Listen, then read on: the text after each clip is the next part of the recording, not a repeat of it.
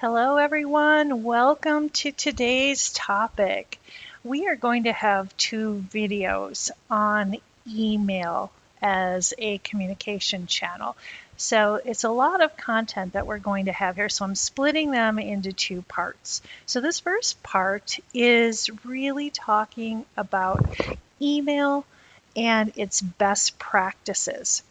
So here's what we're going to accomplish in the next couple of videos here.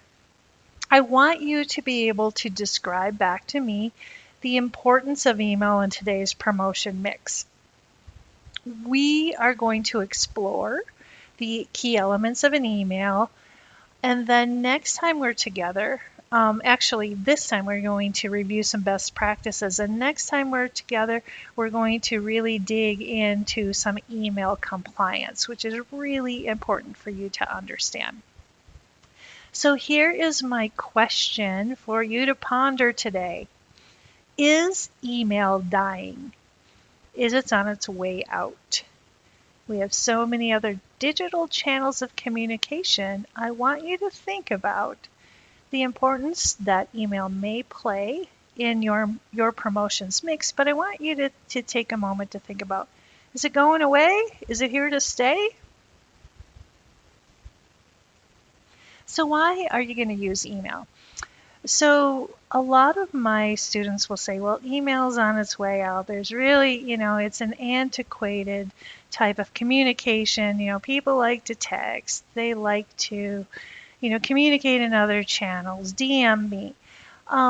Email is an essential part of your marketing strategy for a number of reasons. I think when we think of email, oftentimes we think of person-to-person communication, which, in many cases has sort of drifted to other communication channels such as text. But it is also a very important tool in reaching your customers before and after a sale, and also from an operations communications perspective. So we're going to talk about the importance of email throughout this conversation, and the reason is half of the world's population uses email. I don't see this going away anytime soon, so I want you to pay attention to how emails might be important in your marketing strategy. So, when you look at emails, they reach most of the people they're intended for.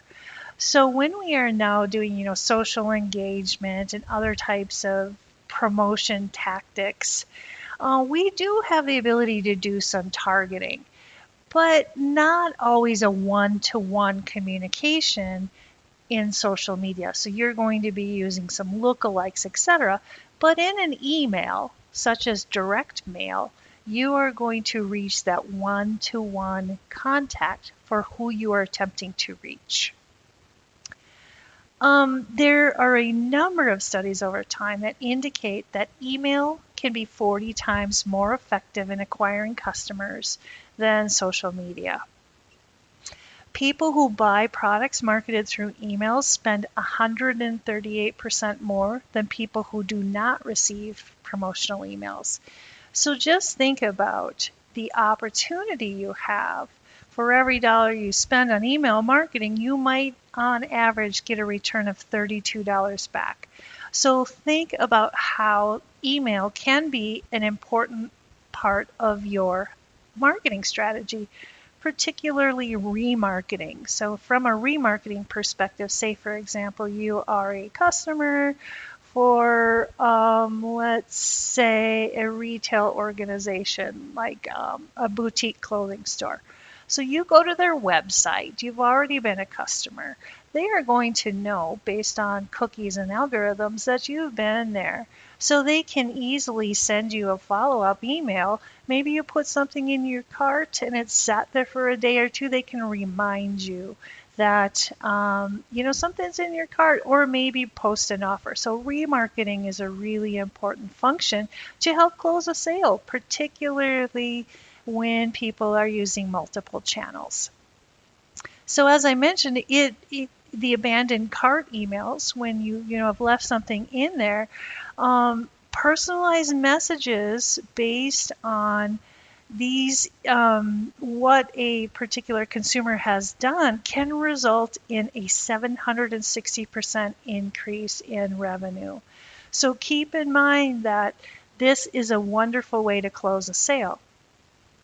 Now I'm going to change gears. So you know there's importance to email. This strategy isn't going to go away, and it is going to be an important component to your overall promotion mix. So I want you to make sure you address this in any marketing plan that you're creating. So let's look at the key elements of an email. The sender name. You must make sure that you're sending to the right person. You must have an unsubscribe link. So we will talk about compliance in the next video, but every email has to have an unsubscribe link, every promotional email. You must also have your company's physical mailing address available on that email. So make sure that that is there. A personalized subject line. So oftentimes, when you get a subject line, if your name is in it, it is going to have a far more likely ability to be able to communicate directly with the customer. A clear call to action. What do you want them to do? Do you want them to learn more? Do you want them to shop? Do you want them to buy now? Do you want to find a location? So the clear call to action is going to align to your SMART goals that you've created. Email copy has to be short, concise, encouraging engagement. It has to be entertaining enough for them to be able, or intelligent enough for your consumer to be able to want to read it. You should link to preferences if you want to have your consumers be able to tell you when and how often to communicate, and you must have a link to your privacy policy. So this is just a nice little diagram here of a Starbucks advertisement of how all of these different or best practices or elements of an email should be there. So let's look there. So anatomy of an email. So I took this from an infographic, which I thought was really a really good infographic to kind of give you sort of an overview of the anatomy. So first of all, the from name. The from name is really important. You should be able to identify the sender from the from name. If it is not identifiable, if it doesn't look like you, it is not going to get opened. So the from address is really important to you. The to field, now make sure that this is your recipient's name, not their email. So to Kristy Grayson is what you know about them, because if you put our name there or just the email, it's going to look more like spam. The subject line has a whole number of science around it. You should limit the characters to 35. Don't use all caps because it looks like you're screaming at people. You need to make sure you are following the spam filter. So words like free or official or some sort of buy now that's very strong that looks spam like will oftentimes be flagged as a spam email. So make sure that how you're describing who you are in these elements are done with your brand in mind. So you have a pre-header and a header. So if you are on a mobile device and you get a email, you're going to see here that what pops up on your email list is going to be the header and a short phrase to get you to go click on that email. So this is on a mobile device. On an actual email sent or that you're going to view on a tablet or a computer, you're going to see a header here, which is called a Johnson box. Your headline goes here. Again, it's your pithy statement that you learned in copywriting and storytelling to get somebody to attract interest, and then often an image below. So this is the point beyond the subject line that you are going to get somebody to open your email. So there's some things you should think about in the anatomy of an email. Keep your width consistent. If you're using an email service provider, you will, or a design, they will have some good standard templates for you to use to make sure that you are using visually creating something within typical standards. So your layout is going to be really important so that it isn't askew within whatever device you're using. Also remember that we should use a responsive design. I always start with the mobile device first for your email and then work your way up to larger devices, because the majority of us read our email on our mobile device. Visually impacts the imagery is so important. It should delineate the content of the email. It should try to avoid images that don't support background images that may not be the best color that you can use. Remember your color psychology, your imagery from branding, and use those to tell your story visually. Copy and content. So the copy should really be short. It should be pithy. It should be enough information to get somebody to click to a landing page with more information, or a part of your website, or a particular product detail page. So make sure that your fonts are easy to read, that they match your brand standards, that maybe you have some nice visual there. You might even have some how-tos if necessary, but use the templates that appear to work well in a responsive design, meaning it's going to look great on every different device.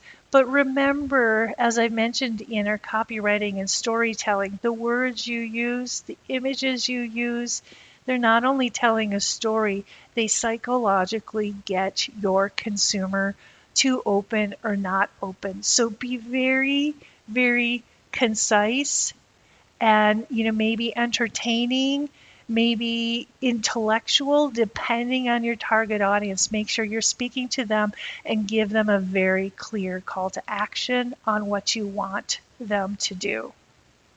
So I want to spend some time on the footer. So the footer is a really important element to an email, and generally your footer is going to be the same regardless of your communication.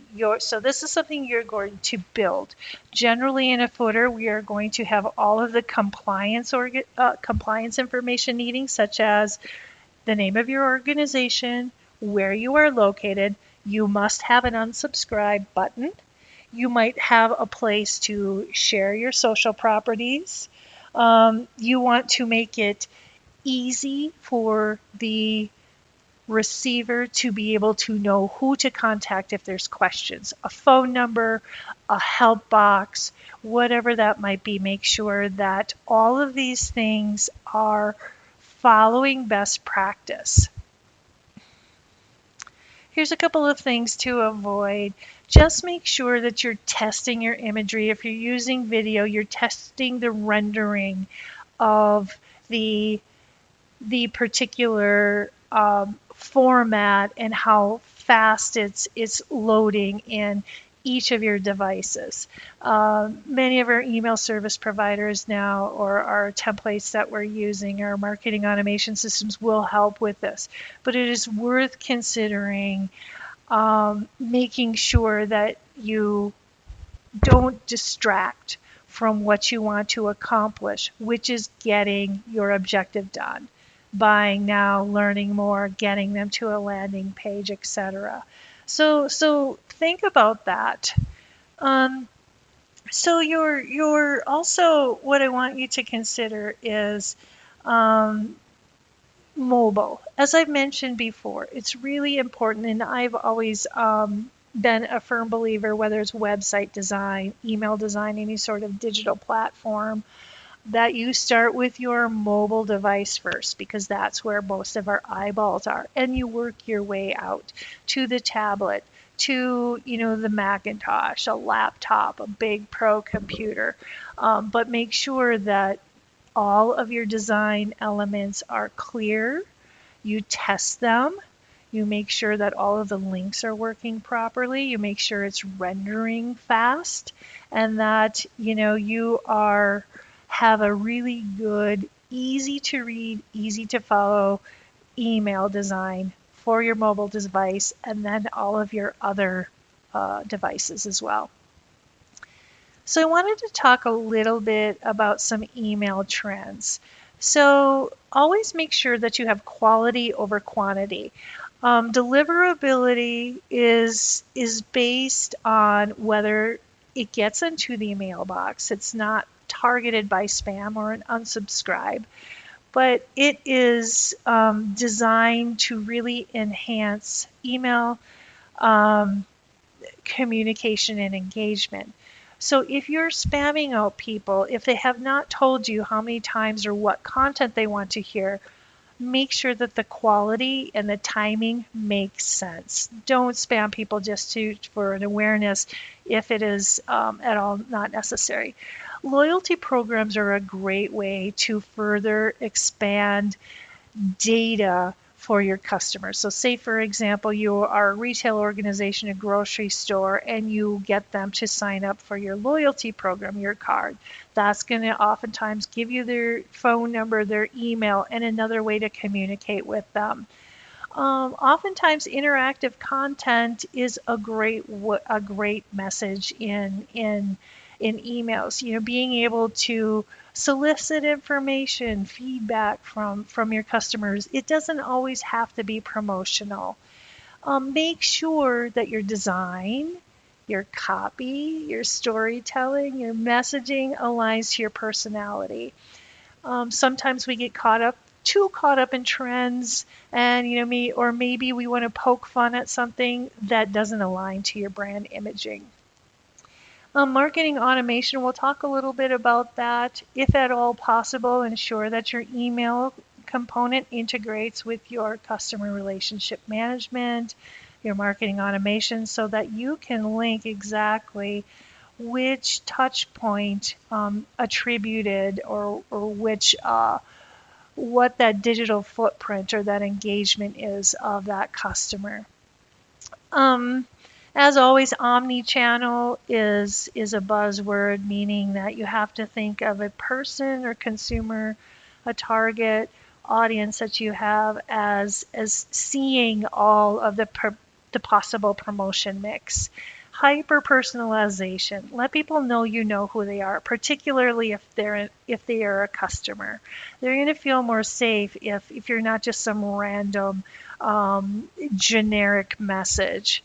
We're going to cover the compliance later, but that's really important. And then always, as I've mentioned many times, optimize your mobile first and then go out. So those are the trends we are seeing in email today.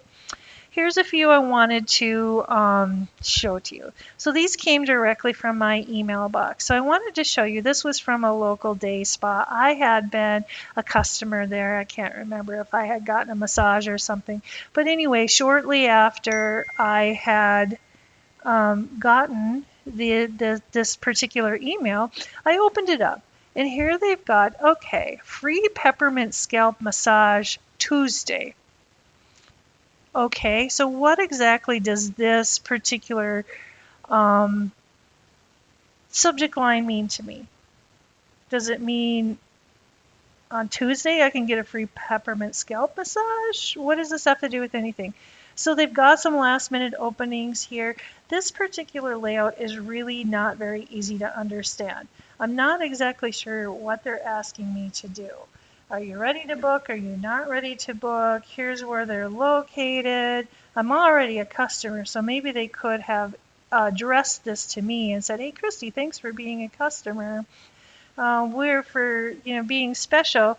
Here's some promotional offers. So basically, not only is this not very appealing visually, I really don't understand what they're trying to communicate. So make sure that you test your emails before you send them out to everybody to see what the response rate is. Have other people look at the messaging, make sure it's on point. So this one is a little bit more what I would consider a good email. So here, there's hours left. Every's birthday sale ends at midnight. So here they've got, a pretty basic but simple message. Everything is on sale. They're telling you what it is in stores and online. Today is the last day. Shop now, which is their call to action or their objective, and cheers to 15 years. So it's simple. I understand it. There's not a lot of folderol, a lot of hoo-ha on this. It's just, I get it. I know what you're telling me, and I'll probably go browse your online store. Okay, so I got this one. This one was, I had ordered from Hungry Howie's, which I guess is a pizza place here out in the West. We didn't have these out in the Midwest, but some of my students had said, hey, give them a try. So I did. So I want to show you here. I think this is a pretty decent email. So here they've got some interesting emojis here in the subject line, and we'll talk about there's various schools of thought on emojis. If you have the right target audience, like a young college audience, they're probably going to think emojis are cool. Somebody like me, I don't really care. Just make it easy for me to read. Don't bother with the emojis. Big deal. But you should know your target audience. 2, here's me.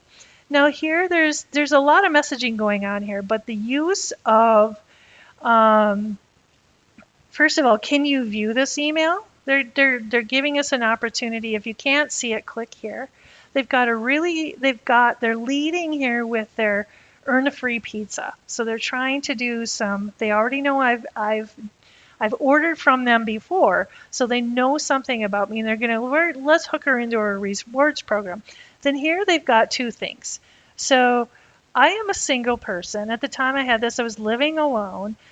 So they're showing me a single pizza. This pizza happens to be the same exact image of the pizza I bought last time. So they're really smart in knowing who I am. They're also saying use a code. So there's a promotion code so that they know that this came from this particular advertisement. Order now. So say, for example, I'm having a party. They gave me a second offer, which is more of the family meal. But see how easy and clear it is. I know exactly what they want from me. Here is their footer. It's very clear. Uses all of their compliance information down here. Follows best practice. I think this email is very well done. Okay, now I went to New York for a business trip. And interestingly enough, I was living in St. George, Utah at the time. But when I had been using Realtor.com because I was moved here for a job, living in Utah, renting, and I wanted to buy a house. So I had been to the website retail.com for a while. So they knew, they had cookied me. I had given them my email address. So they decide, when they learned from their data automation system, that I had been in New York. So Realtor.com sent me some New York listings. Well, I was there on a business trip, so I thought that was kind of interesting. Actually, I felt it was kind of creepy. So this is here's some listings where you are. It's very relevant. If it would have been Utah, I would have been more comfortable because remember, I went to their site in Utah, clicked on some Utah properties, and now I'm getting New York properties. Here you can expand your search from where you are. Are you a homeowner? So I would say that the thought of this email, the design of it, I get it. I think it's pretty good. It's personalized. It is uber personalized to the point where I was creeped out that they knew I was in New York. So I wasn't really happy about that. Here we've got, some seasonal stuff. Seasonal stuff works really good. Hey, you've really landed something special. Last chance Halloween offers. So seasonality is a great way to get your message across. This is tickets at work, service that we have. They're using their Their standard footer here doesn't really have any share buttons or anything, but it's a pretty simple, easy to understand email. So what I just showed you were promotional emails. Promotional, whether it is trying to get you to buy something. Maybe it's a rewards program. You're an existing customer. We want to expand or grow your relationship. So that's the first type of emails you need to understand. It's about business goals, revenue goals, etc., loyalty goals, brand awareness goals. Now, there's a second type of email that's really important for you to understand the difference between the two. The second type is operational emails. Now, an operational email is the sole focus of it is to communicate with existing customers about the product or service that they have with you or they've purchased with you. It is non-promotional, and it's generally pretty darn important information that you need to know. So here's the key thing to remember. As an email provider or as a business, you can communicate to your customers in an operational need-to-know basis, regardless of whether or not they have opted out of promotional emails. So we're going to talk a little bit about some types of operational emails, but know that one is about doing business with you and the need to know operationally, and then the other is to get you to buy something or to expand our relationship to grow customer loyalty. So promotional and operational have different rules. So here you can see we noticed, this was from Twitter, we noticed that you logged into a different account. Was this you? So this is an operational email from Twitter authenticating that I am who I am. So it is about the use of their product. It is not about selling me anything. Okay, so many of us, I would say most of us, if not all of you, have probably ordered something online from a restaurant before or from a retail organization. This is an operational email I got after I purchased, I ordered something from Olive Garden. So operational emails include communications on order confirmation, delivery confirmation, all of those things related to the sale of your product. So I want you to keep those in mind. When I worked at Honeywell, we had a number of operational emails because I worked in smart homes. So if our thermostat network was down, if we had an app change, if there was any maintenance, if our products had to be down for any time due to maintenance, we sent operational emails because it impacted the service of that particular customer's products. You might get these operational emails, say for example, if you have a warranty. Your warranty is ready to expire. Maybe there's something that went wrong with your automobile and there's a recall. Recall notices are also operational emails. So now I'm going to switch a little bit to some best practices, and then we're going to wrap it up for the next part because I know this is there's a lot of information on emails. So subject line best practices. Remember I said if you tell me who I am, you personalize it, it is more likely to get opened. You'll want to have different subject lines based on your target audiences. So this is where your copywriting comes in. Be clear and concise. Avoid over-promising anything or you're going to get flagged as spam. I often A/B test different subject lines. So if I have 2 or 3 different subject lines for a target audience, I will send out a few and I will see which one has the highest open rate, which will let me know maybe for the rest of the list I will send out a larger amount. Avoid spam trigger words. Use numbers. Avoid emojis. Remember I talked a little bit about this unless it's applicable to your target audience. Communicate urgency when you can. And maybe use a little bit of humor or pique an interest. So here are some subject lines here. So you'll notice here, this is right out of my Gmail box. Kristy, GLG has an opportunity for you. Kristy, special message.